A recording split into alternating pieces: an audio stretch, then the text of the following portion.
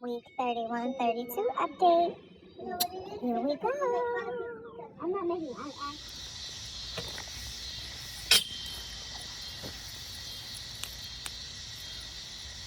I hope y'all can see me good because I'm by my hibiscus tree. So, hey, how you doing? Hey, how you doing? Hey, guys. Hey, girl. Hey. Okay. So, guys, I told you I would keep y'all informed through this last 10 weeks. Got 8 weeks left if I go to 40, but I'm not. So today I had a doctor's appointment. I had a lot of doctor's appointments. I've been at the doctor since 2 o'clock, and it is almost 6, and it takes about 30. So I got out of there about 5:30. So I did an ST where I was on the monitor for a while. They were able to see my contractions that I was telling them that I was having. You know, they always look at you kind of crazy. You're like, you sure you're having contractions? Yeah. They were able to do his heart rate. It was at a steady 128. They said it's 120 to 160 was good, but it was at 128, and they said that that was fine. I had an ultrasound to check his weight and make sure that he's gaining weight adequately. The last appointment, it was 2.9 from what she showed me. This time it's 4.8, so he's 4.8 pounds so far. So I'm all baby. I was wondering why I'm not so huge, but I'm all baby. So they're not worried about that. They're gonna see what his weight is next week and see how drastically it either goes up, really fast, so they can adjust my insulin. They adjusted it today too, but they can adjust my insulin. And then I was checked. I'm still at 2. So they're like, okay, you don't want us to clot? I'm like, no, because what you got to take in, put in, you got to take out. I ain't with that. And then my most important appointment today is, I'm sorry.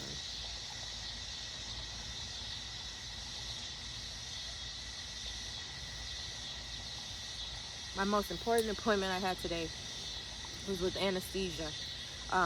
We were supposed to get it in writing what my plan was going to be, because I don't know if I talked to you guys about this, but I want to be fully asleep. I don't want to be awake for any of this. I know a lot of people are like, you don't want to see your baby? I'll see him, but it's a lot. I don't know if anybody has had a C-section. A lot of you probably have, the TTC channel, but you're crucified. Your arms out like this, strapped in, can't really do anything. You can't even feel your chest go up and down. I had a hard enough time with the last C-section. I had a really hard time when I did, sorry, I had my tetanus DTaP shot today. That shit, whew. Anywho, you're crucified. You can't feel your chest go up and down, and you're pretty much like at the mercy of the doctors. You hear everything, you don't feel pain, but you hear everything, you feel everything, and that is a lot for my anxiety, and that is a lot for my bipolar. So, I pretty much, they were like, we're not going to make a plan for you, and we're not going to make a plan for this reason. They said you might change your mind when you come in, whether you come in on the scheduled day of your C-section, or whether you come in an emergency situation, your plan might change, and we don't want you set in stone of the plan. So they gave me the pros. The pros of me wanting to be asleep is I won't know nothing. I won't feel anything. They can comfortably do what they have to do. They don't feel rushed. They don't have to worry about my heart rate. They don't have to worry about panic. They don't have to worry about any of that. The cons are, because I am allergic to acetaminophen and Tylenol, I will be on an opiate. Being on an opiate for pain makes, it increases your blood flow and it thins out your blood. So if they gave me a opiate, my blood would be running a lot faster. I would have a lot more blood loss, which could lead to a transfusion. They would put me to sleep. They would get everything ready, prep my stomach, everything, and the minute, the doctor is there, ready to go, they would, lights out, I would go out, they would do the surgery. But I would have to wake up and feel all of that pain until they can give me a opiate, which after being completely asleep would take about 45 minutes to work. So I would feel all excruciating pain for 45 minutes until it starts to kick in. Do I think it's something they could give me faster? Yes, I do. Do I think they're just telling me that because they kind of don't want to do it? Yes, I do. My husband had to take me to the appointment, and, you know, out of courtesy, I asked him what he thought, and he was like, I think if you did it before, you can do it again. And I was like, it's just so much, you know, like I was in tears. I'm like, it's just so much. And I mean, the doctor was kind of looking at me, and he was like, okay, it's not just like she doesn't want to deal with this. You know, she's had 4 C-sections and 2 abdominal surgeries. She knows that, you know, she knows the feeling. She knows what she's talking about. She knows we have to put a tube down her throat.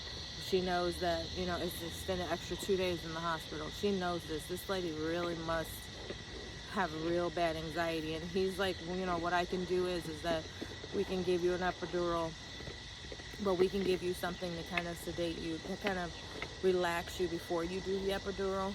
Because, you know, to put your chin to your neck and lean forward, hurt your back, and be completely still while somebody sticks a needle about this long in your spine. You know, that first one is to numb, but that burns a lot, and you have to be completely still. And then it's not like they put it in and then they wait a few minutes. It's like they put that in, that burns, it burns, it burns, it burns, it burns. Then they put this cold ass catheter in. Then they put this other shit in that's really, really hot. And then you can sit up, and, you know, it's like kind of like by the time you sit your neck up and you grip the bed, you literally have like 2-3 minutes to turn and get in position before everything is just dead and asleep. It's a lot. I can't stress to you guys, like, it's a lot. When I had the twins, you know, they put my arms in, and I was like, give me something to hold, you know, so I don't feel like I'm not in control. So I had a diaper in each hand, and they were like, when each baby's out, we'll take the diaper away. And it just gave me so much anxiety, you know, once they took both diapers away. Okay, I have nothing to hold, but I'm still hearing this. And I wear hearing aids, as you guys know. I wear hearing aids, so imagine hearing amplified, the crunching, the cracking, the pulling, the tugging. You know, I could take the hearing aids off. Yes, I know a lot of people are like, just take your hearing aids off. I can take them off. Yes, I can. But I'll still feel it all. And I'm electing to do a permanent sterilization, as in I can never have another child. I can't have a child put in to carry for someone else. I can never have another child. So I'm doing a permanent sterilization, which after my initial C-section, you know, they said in an emergency situation, 10 minutes flat, they get the baby out. In a scheduled situation, it's about 20 minutes, 25 minutes, they get him out. But that sterilization is going to take another about 2.5 hours. So imagine for almost 3 hours being crucified on a bed. You can't move, you can't do anything. We're not talking about the safety of my son. Let me say that. Because if it comes down to the safety of my son, they're going to do whatever they need to do immediately to get him out of me. Whether it is immediately put me to sleep and they choose that option, or give me an epidural and give me something else to get him out immediately. So it's not about the safety of my son, it's about the safety of myself. Because if your blood pressure goes up, you're in danger. If you have a panic attack while on the table, you're in danger. If you get so worked up that you're throwing up and vomiting, and you're on your back and it's hard to turn you to let you vomit, especially when you're not in your right state of mind, that is a lot, and that's a dangerous thing for me. So, I mean, it's something that I'm gonna have to think long and hard about and decide, you know, can I do pain for 45 minutes? Can I handle that? Can I take the chances of, yes, they're putting you to sleep, but anything can happen while you're asleep. You can't make any decisions for yourself. You can't do any of that. It's a lot to decide, and I'm gonna think long and hard about it. But to be honest with everyone, I need to go to sleep. I really do. I need to go to sleep. As much as I would love to be like, oh my God, there's my son, he's so beautiful, I need to be asleep for my own state of mind, especially being an African American woman, and your chances of death during labor and birth is high. I need to do what my spirit and my soul tells me to do. So we're gonna see. By him being at 4 pounds and 8 ounces so far right now, I am in a good zone as far as if he was to come in the next 2 weeks, he wouldn't probably have to do the NICU as long as his lungs are good. I will get a steroid shot next Tuesday when I go to the doctor to help make sure his lungs are okay. And I will get a steroid shot the following Friday to make sure his lungs are okay. Because my body has had so many children, I mean, this is pregnancy 10. And that does include miscarriages. And the ectopic pregnancy 10. My body has been through a lot, and seeing as though the twins are only 19 months old, it hasn't been a good enough amount of time, especially with multiples, to have gotten pregnant again. So my body is working really hard to stay pregnant. My body is working really hard to fight this pregnancy. With the protein in my urine, the high blood pressure that's started to kick in, not being able to use the restroom, and I have to do a Colace, a Miralax, a stool softener, a Fleet enema, but the one's a suppository just to use the bathroom. It's a lot. Hyperthyroidism, the bipolar. It's a lot. Gestational diabetes, the type 2 diabetes. It's a lot. Insulin. It's a lot. I can't stress how much of a lot this is. So I'm just going to do the best that I can to, one, stay in bed and stay in bed rest. And that is hard. I mean, I did bed rest at the end towards the twins, but, it's kind of like I couldn't do anything. And I had older children, so I didn't have to really pop up and jump up and go cook breakfast, pop up and jump up and cook dinner, take this person here, take this person there. I didn't really have to do too much of that, so I was actually able to relax. And things were so hard with the twins that, I didn't mind just sitting. But, with 19-month-old twins, they need me. They want mommy to give them a bath. They want mommy to make them bananas and waffles in the morning. They want mommy to cut up their sausage and feed them sausage. They want mommy to play with the kitchen set and cars. So it's a lot to force myself to sit down. But each doctor's appointment I go to, I am seeing more and more. You got to sit your ass the fuck down. You have to sit down. You have to take everything that's going on, your life, your marriage, your children, your family, COVID.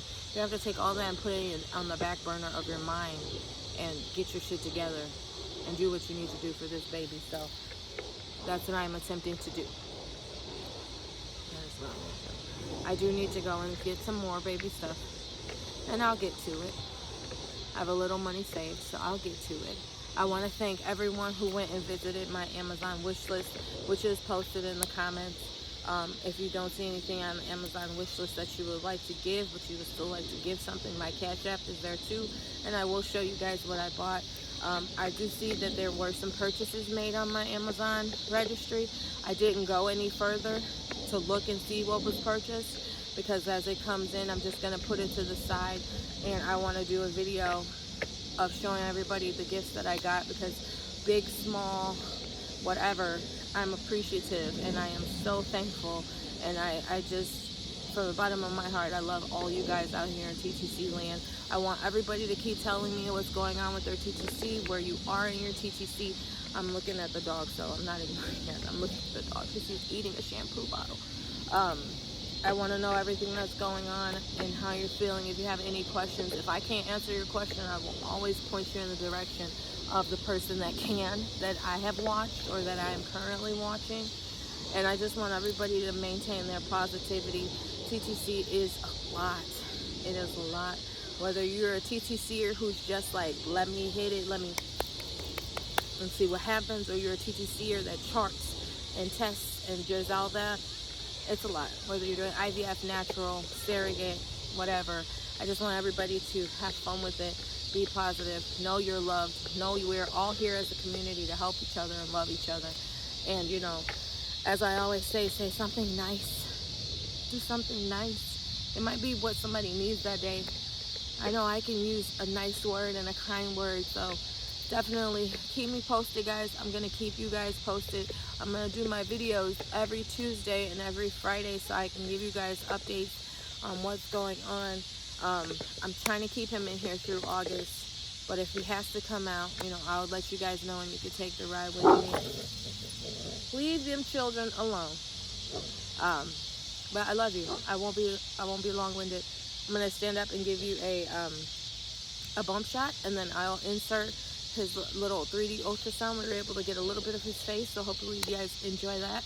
And as always, I love you. I'll talk to you soon. Be kind.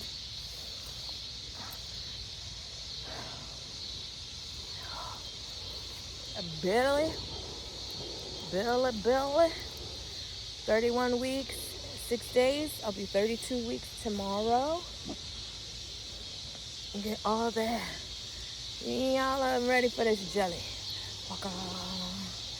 Get that. Walk on. Yes. I don't know where my booty went, but that's okay. I got all these thighs and all this booty. But that is the baby. And I'll be doing a name reveal. Give me some ideas of how you guys would like to know what his name is, because he has a name. So, I'll let you know soon.